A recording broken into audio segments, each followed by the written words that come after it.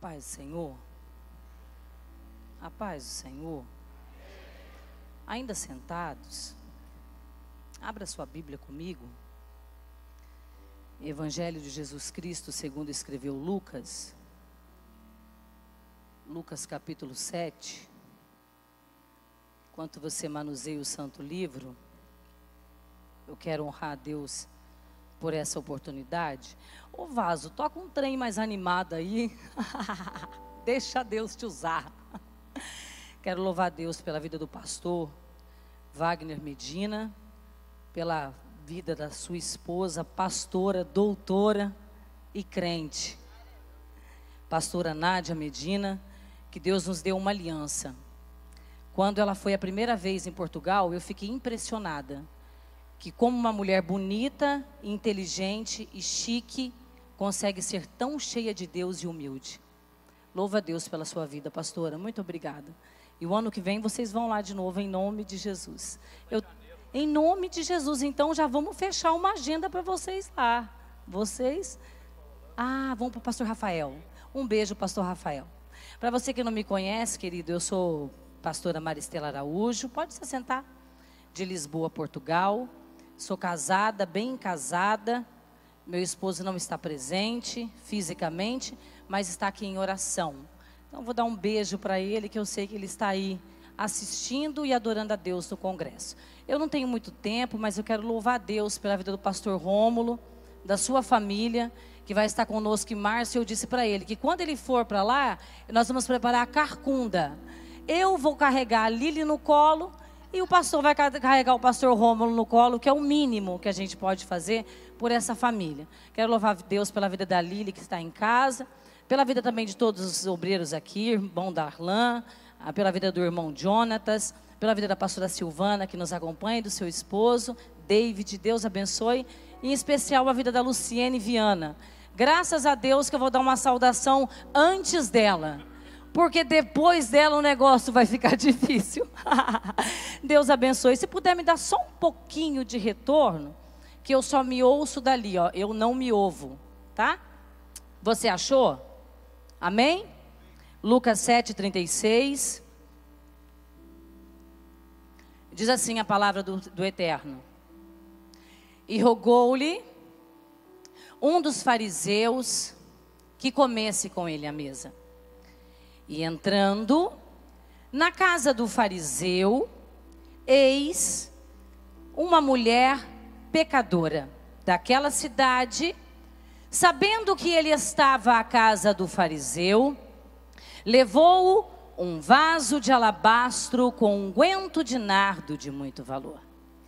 E quando viu isso, o fariseu que o tinha convidado, falava consigo dizendo: se este fosse profeta, ele bem saberia quem é e qual é a mulher que lhe tocou, porque é uma pecadora.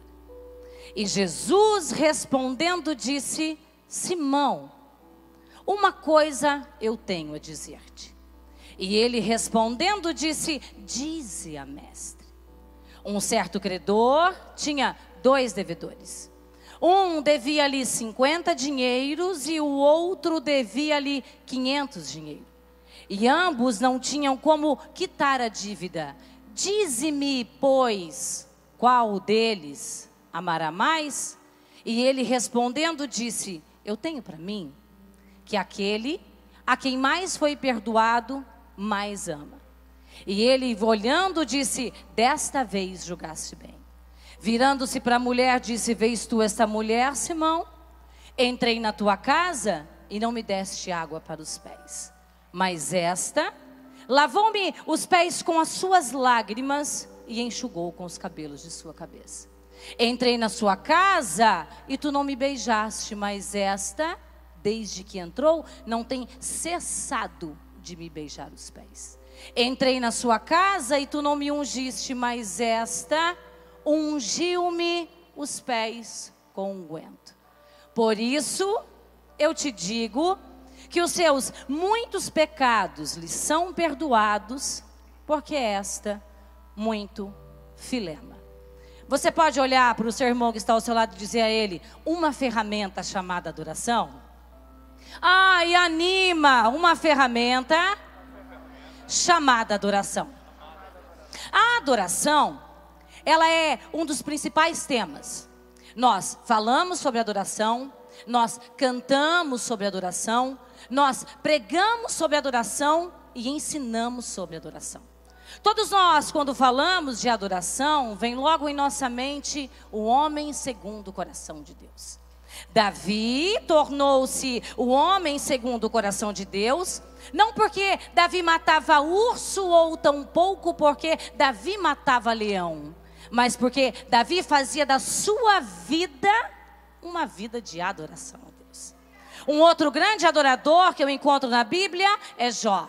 Porque Jó, mesmo em meio ao caos, em meio à lama, em meio à perda e à profunda dor, Jó consegue adorar ao nome do Senhor. A Bíblia vai dizer que Jesus está na cidade costeira, cidade de Cafarnaum. Jesus anda o dia todo a pé. E no final do dia, Jesus vai chegar num pequeno vilarejo por nome de Naim, que traduzido significa consolação. A Bíblia diz que quando ele chega às portas da cidade, ele ouve o choro de uma viúva que chora copiosamente a morte do seu único filho. Eu acho lindo este texto, porque quando nós choramos para um homem, nada acontece. Experimenta chorar para o patrão por um aumento de salário, nada vai acontecer. Agora, quando eu e você chora e o próprio Jesus ouve o nosso clamor, aí sim tem virada na nossa vida. A Bíblia diz que Jesus ouve a viúva que chora e agora toca na alça do caixão do seu filho e traz o morto à vida. Naquele momento começa um zum, zum, zum na cidade. E as pessoas começam a dizer: levantou-se um grande profeta em nosso meio. Note, Jesus, ele está na Galileia. A Galileia se diferia da Judeia, porque na Judeia era o lugar dos proeminentes em Israel. Era na Judeia que existia o Sinédrio, era na Judeia que existia o templo, era na Judeia que existiam as maiores construções de Herodes. Já a Galileia era o lugar do povo miscigenado. Tinha muita mistura. Tiro e Sidom faziam fronteiras com a Galileia. E diz a história que todos aqueles que queriam fortuna iam para a Galileia. Mas quem queria sabedoria e autoridade de Deus ia para a Judéia. Corria também um papo de que nunca houvera se levantado um profeta na Galileia, porque Galileia era lugar de cidades de refúgio. A Bíblia vai dizer que quando ouvem que Jesus é um grande profeta, eles pensam: Deus visitou o seu povo e trouxe um profeta. A Bíblia vai dizer então que um homem por nome de Simão, ele é um fariseu, e ele vai convidar Jesus para entrar na sua casa e assentar-se com ele à mesa. E eu quero abrir um parêntese aqui para dizer que difícil não é chamar Jesus para entrar na sua casa.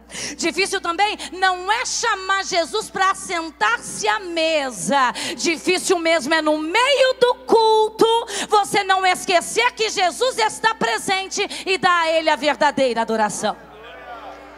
A história vai dizer que um anfitrião, quando recebia um convidado na sua casa, ele ia para a porta, ele levaria um dos seus servos, o servo lavava os pés do convidado, e depois de lavar os pés do convidado, ele dava um beijo no convidado, e se o convidado fosse alguém que estivesse em eminência, alguém que estivesse em evidência, ele era ungido à sua fronte, porque desde o Antigo Testamento A unção, ela caracteriza uma separação divina para uma grande obra.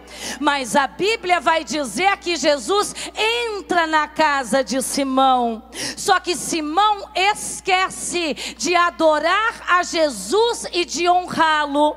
Mas eu louvo a Deus porque Jesus nunca entra em casa de fariseu por causa de fariseu, e muito menos por causa de unção de fariseu, porque Isaías 61 vai dizer quem ungiu a Jesus. Ele vai dizer: o Espírito de Deus está sobre mim, e não foi fariseu que me ungiu, mas foi o próprio Deus que me ungiu para pregar aos cativos. Ei, o ungido de Deus está aqui, você pode adorar a Ele. Diz que ele entra, senta, e uma mulher pecadora. E a palavra pecadora aqui vem do grego, que significa porneia, e porneia é pecado da ordem sexual. Ela ouve que Jesus está na casa do fariseu e ela pensa: pode até ser casa de fariseu, mas eu tenho uma oferta e a minha adoração preparada para Jesus. A Bíblia diz que ela vem e traz consigo um vaso de alabastro com unguento de nardo de puro favor. O alabastro ou o alabastrum era uma pedra semi-preciosa, tirada de águas de jazidas de difícil acesso, porque o mineiro, ele tinha que ter a capacidade de olhar para uma montanha e ver que por detrás daquela lama e daquela escuridão tinha pedra preciosa. Aí Jó, no capítulo de número 28, ele vai entender o trabalho do mineiro e vai dizer: o mineiro põe fim às trevas, esquadrinha a escuridão e vai até a sombra da morte para encontrar uma pedra preciosa. Olha que coisa linda. Eu olho e vejo só lama e escuridão, mas o mineiro olha e diz: tem pedra preciosa. Alguém olha para uma prostituta e pensa: só tem muita lama e escuridão, mas o mineiro olha e diz: tem pedra preciosa. Alguém olha para um drogado e pensa: tem muita lama, é difícil acesso, está no meio da escuridão, mas o mineiro vê aonde ninguém vê e diz que tem pedra preciosa. Se tem pedra preciosa, que abre esta boca e dá glória. Tirada da lama, da escuridão. É tirada da lama, da escuridão, ela vai passar pelas águas. As águas fala do batismo, tira o pecado. E depois de passada pelas águas, ela vai ser lapidada, porque água tira pecado, mas lapidação tira iniquidade. Porque tem gente que até aceita passar pelas águas do batismo, mas não aceita o ensinamento e nem a doutrina do pastor. Mas Deus está dizendo: ei, pedra preciosa, deixa Jesus te lapidar, porque depois você vai ganhar valor. Depois que é tirada da lama, da escuridão, passa por águas, é lapidada, e ela então vai ganhar brilho, o brilho do cristal e a durabilidade do mármore, de forma que quem olhava para ela e não via beleza nela, agora vai ver o seu valor. Aí eu me lembro de um rapaz que cresceu comigo, José Eduardo. José Eduardo foi o pior menino que alguém poderia conhecer. Aos 13 anos, a sua mãe foge de casa com outro homem, o seu pai a mata e também foge de casa. Deixa os 3 meninos. Os irmãos casam-se, abandonam Zezinho. Zezinho, agora depois de abandonado pela família, vai ser abandonado pela escola, porque a professora desiste de Zezinho. Aí então Zezinho vai se tornar o pior traficante de Maringá. compra uma carroça, 2 cavalos e passa o dia inteiro fumando maconha, falando palavrão e tacando pedra em quem passa na porta da sua casa. Enquanto estava na lama, na escuridão, ninguém queria, não tinha valor nenhum. Mas o mineiro viu ele aonde ninguém via e disse que era a pedra preciosa. Um dia ele entra na igreja, aceita Jesus como seu Salvador e no mesmo dia Deus batiza ele com o Espírito Santo e faz dele um pregador da palavra. Agora Zezinho vende a carroça, os 2 cavalos, compra uma moto e uma carretinha e Deus levanta ele como José Eduardo, diácono da igreja Assembleia de Deus. Enquanto estava na lama, na escuridão, não tinha valor para ninguém. Agora as meninas brigavam por causa do diácono José Eduardo. Ei, Deus está dizendo para você nesta tarde: enquanto estiver na lama não tem valor para ninguém, mas nesta tarde o mineiro está indo lá para te trazer para a presença dele. Aí o salmista Davi, no Salmo de número 40, ele entende o valor do mineiro e vai dizer: tirou-me de um charco horrível, de lama e de lodo, firmou os meus pés sobre uma rocha, firmou os meus passos e na minha boca pôs um cântico novo, e é cântico de louvor a Deus. Ei, Deus está aqui nessa tarde, está dizendo que tem muita pedra preciosa. Depois, o artífice entende que a pedra está pronta para tornar-se vaso, porque ele olha para ela e vê que ela está transparente, de forma que quem olha para o vaso não vê a beleza do vaso, mas vê o que está dentro do vaso. Está entendendo? Para você não tem jeito, porque você tem cara de crente, sorriso de crente, fala de crente, porque você é um vaso separado, transparente. Depois de transparente, ele vai ser formado como vaso. E para que a essência preciosa que está dentro do vaso não se perca, o vaso tem que ser transparente. Depois, o vaso tem que ser pequeno, porque a essência que está dentro do vaso é muito preciosa para ser usada em um vaso grande. A essência se perde. E quando eu penso em vaso pequeno, eu lembro de Lucas capítulo de número 3. A Bíblia vai dizer que entre os nascidos de mulher não existiu ninguém maior do que João, o que batiza. João, ele tem uma igreja no meio do deserto, se veste de pelos de camelo, ele come mel silvestre e tem um discurso pesado. Raça de víboras, quem vos ensinou a fugir da ira futura? E não dizei em vossos corações, sois filhos de Abraão, porque eu vos digo que até dessas pedras Deus pode suscitar a sua descendência. Aí alguém olha e se impressiona, porque tem gente que se impressiona com pregação bonita e acha que este alguém é o Cristo, mas ele entende que ele é apenas o resto do alabastro que sobrou e diz: eu não sou o Cristo, mas depois de mim vem um que é mais poderoso do que eu, e que eu não sou digno de me abaixar e desatar a sandália dos seus pés. Sabe o que ele estava dizendo? Lembra daquele servo que ficava na porta da casa do anfitrião? Pois é, aquele servo era o pior servo que alguém poderia ter. Se você colocasse aquele servo na plantio, ele não saberia plantar, ele estragaria o plantio, então ele era levado para a colheita. Só que chegava na colheita, ele também não sabia colher, estragava o produto da terra. Então ele era levado para dentro de casa. Só que dentro de casa ele não conseguia fazer com esmero os serviços domésticos. Então ele era levado para a porta para desatar a sandália e lavar pé dos outros.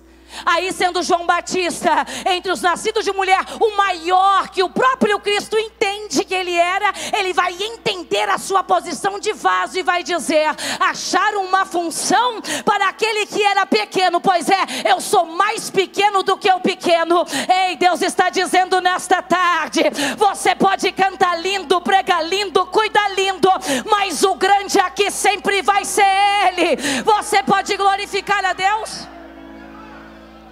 Eu preciso encerrar, meu tempo acabou. Vaso de alabastro. Depois de cheio, era tampado, pegava pressão, de forma que para ser usado o que estava dentro era necessário que o vaso fosse quebrado. Está entendendo por que tanta prova, tanta luta? Está entendendo por que tanto levante com o teu nome, tanta calúnia? Deus está dizendo: toda vez que você é quebrado, querido, sempre vai ter nardo precioso para perfumar o ambiente. Aí a Bíblia vai dizer que o mais importante não é o vaso. O mais importante é o que está dentro do vaso. E o vaso tem nardo precioso. O oriundo das terras do Himalaia, ele nasce em meio ao gelo, na montanha gélida, no pico mais alto do mundo, Pico Everest. Faz uma tipologia de Cristo porque ele era usado para acalmar, curar feridas e o óleo predileto das donzelas. É interessante porque mesmo em meio ao gelo, mesmo em meio à gelidão, ele era de fácil combustão, pegava fogo muito fácil. Ah, você não entendeu? Vou dar uma ajuda. Está entendendo porque tem tanto crente geladinho que não está entendendo nada, não está glorificando, está com cara de paisagem, porque não tem nardo precioso. Porque quem tem nardo precioso pode ter montanha gelada, pode ter um monte de crente frio que ele ainda está sentindo a presença. Pega fogo, muito fácil. Aí a Bíblia vai dizer, eu preciso concluir, faltando 1 minuto para o meu horário. No grego perde-se, no português perde-se a linguagem que está no grego. A Bíblia diz que ela entra e não acha lugar para ela na mesa. Mas ela vai para o maior lugar que alguém pode estar. Aos pés de Jesus. Porque tem tanta gente que fica preocupado com lugar, com cadeira, mas Deus está dizendo: ei, vem para a presença de Jesus, se prostra nos pés de Jesus, porque é nos pés de Jesus que tem a tua vitória. Aí a Bíblia diz que ela começa o seu culto, e o culto dela, um dia eu volto aqui e conto, tem 3 elementos. Primeiro, tem oferta. Porque não existe culto sem oferta. Pode criticar, dizer que está pedindo demais, que só quer dinheiro, mas se não tiver oferta, é qualquer coisa, reunião de santo, confraternização, porque aonde Jesus está, tem que ter alguma oferta. E a oferta pegou o melhor para Jesus, o alabastro. A segunda coisa que tem no seu culto é lágrimas. E quando eu falo de lágrimas, eu não estou falando de lágrimas de crocodilo, não. Porque tem gente que chora, que é uma beleza, se rasga, faz o maior teatro, mas no outro dia está fazendo a mesma coisa. Mas ela está aos pés de Jesus e está chorando porque está arrependida, é arrependimento. E a terceira coisa que ela tem é filema. Aí a Bíblia vai dizer que Jesus está na casa. E ele olha e pensa: se esse fosse profeta, bem saberia quem é e qual é a mulher que lhe tocou, sentença, porque é uma pecadora. Aí Jesus olha para ele e diz: Simão, uma coisa eu tenho a dizer-te. E ele responde: dize a mestre. Não é assim? Tem gente que só está faltando te estrangular, mas olha para a sua cara, abre um sorriso e tenta ser teu amigo. Aí Jesus olha para ele e diz: um certo credor tinha 2 devedores. Um devia ali 50 dinheiro e o outro devia ali 500 dinheiro. Mas ambos não tinham como pagar a dívida.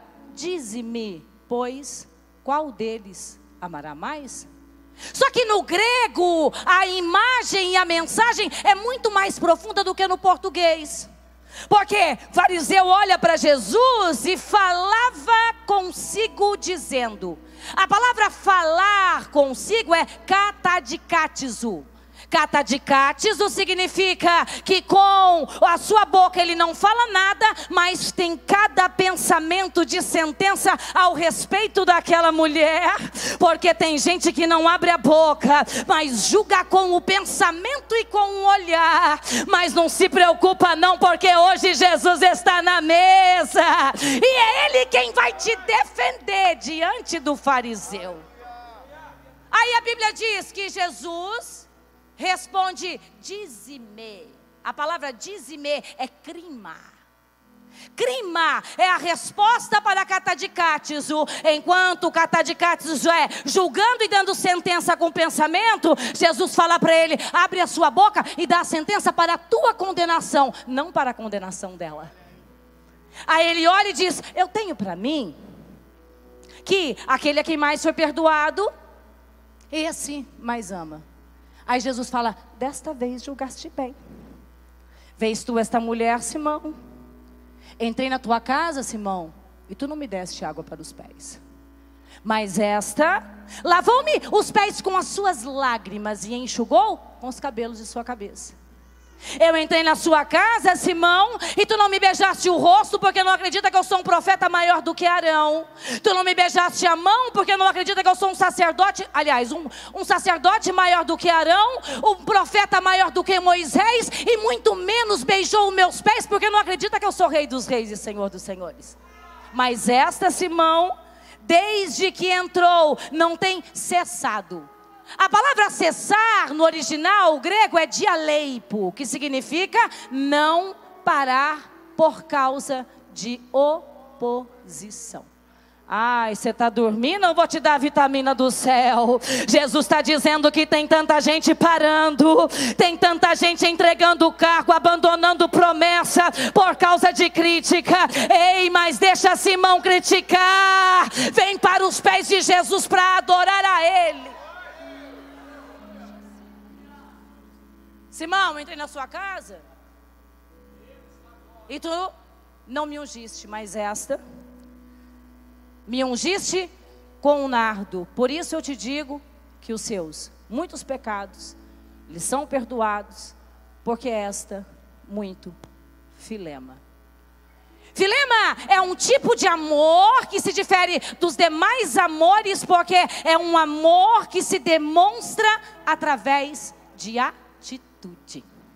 Porque dizer que ama é fácil, difícil mesmo é ter atitude diante de Deus. Porque dizer que ama o marido é muito lindo, mas fazer comida para ele no domingo é filema, atitude.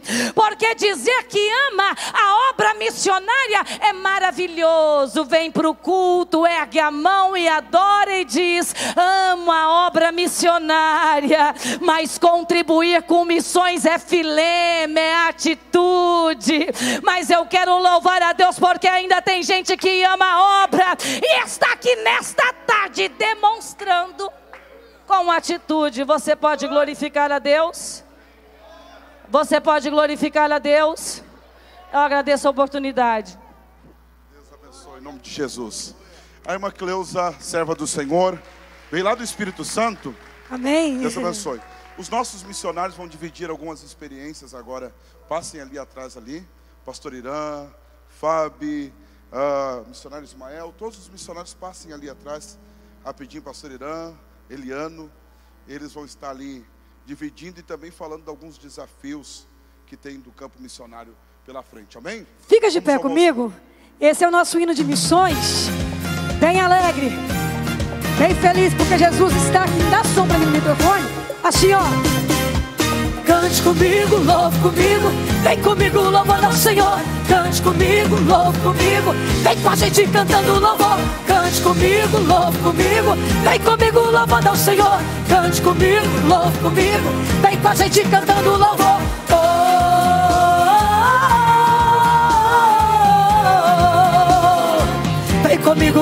ao Senhor.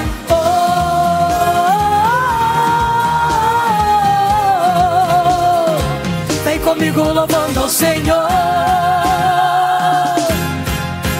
Vem comigo e a festa vai começar. Nesta festa a Deus vamos celebrar, todos juntos aos céus levantando as mãos, unidos em uma só voz, numa só canção. Pelo mundo pregando a palavra, anuncio que só Jesus salva, liberta, cura, batiza, dá salvação pra alma. Foi a pouco e ao Chuí, vou por todo o meu país, louvando e adorando, ensinando o povo a ser feliz. Vai, canta assim, ó. Cante comigo, louve comigo, vem comigo louvando ao Senhor. Cante comigo, louve comigo, vem com a gente cantando louvor. Cante comigo, louve comigo, vem comigo louvando ao Senhor. Cante comigo, louve comigo, vem com a gente cantando louvor.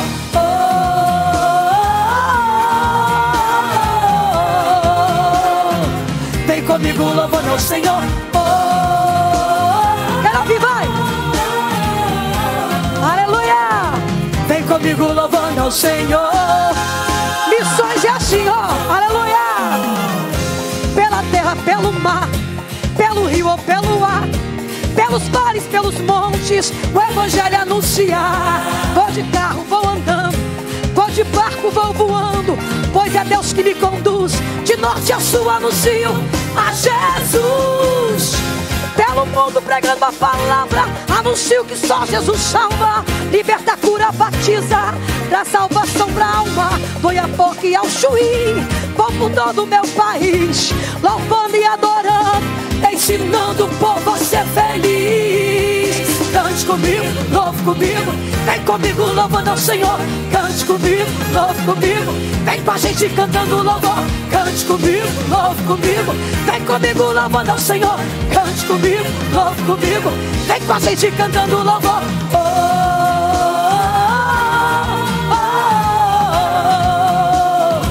Vem comigo louvando ao Senhor.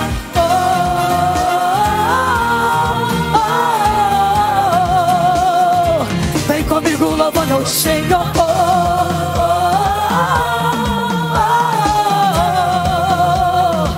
Vem comigo louvando ao Senhor.